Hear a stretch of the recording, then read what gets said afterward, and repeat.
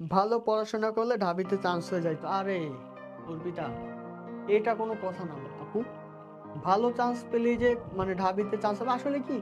আমি একটা জিনিস বিশ্বাস করি যে মানে পাবলিক ভার্সিটি না, বিশেষ করে ঢাবি, এটা একটা লাকির বিষয়। কারণ আমি মনে করি বা আমি মনে প্রাণে বিশ্বাস করি ১ ঘন্টা তোমার জীবনকে নির্ধারণ করতে পারে না। তোমার জানাকে, তোমার জ্ঞানকে ১ ঘন্টা কখনোই নির্ধারণ করতে পারে না। ওকে, ওই ১ ঘন্টা হচ্ছে হলো মানে অনেকে আছে যারা অনেক বেশি পড়াশোনা করে কিন্তু ওই ১ ঘন্টাকে কাজে লাগাতে পারে না। সে ওখান থেকে ছিটকে যায়। আবার অনেকে আছে মোটামুটি পড়াশোনা করে বাট লাক ফেভার করে বা কিছু টেকনিকে তারা ওই ১ ঘন্টা খুব ভালো মতন দাগায়। তো যার কারণে তারা পাবলিকান হয়ে যায়। কিন্তু আমি একটা কথা বলবো, তুমি যে ছিটকে গেলে আজকে ঢাবি থেকে, তাই বলে তুমি কি একদম শেষ হয়ে গেছো?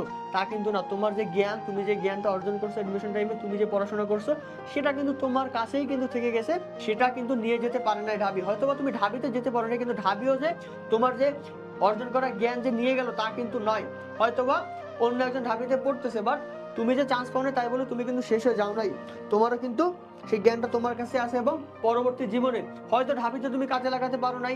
এখনো চট্টগ্রাম আছে, রাজশাহী আছে, গুচ্ছ আছে, ৭ কলেজ আছে, যাই হোক না কেন তুমি তোমার জ্ঞানকে সেখানে কাজে লাগাবা। তাই নিজের পড়াশোনা বা নিজের যে অবস্থান, ওই অবস্থানে তুমি যদি কোনো কিছু বর্তমানে অ্যাচিভ করতে না পারো, কখনো নিজেকে দোষ দিবা না।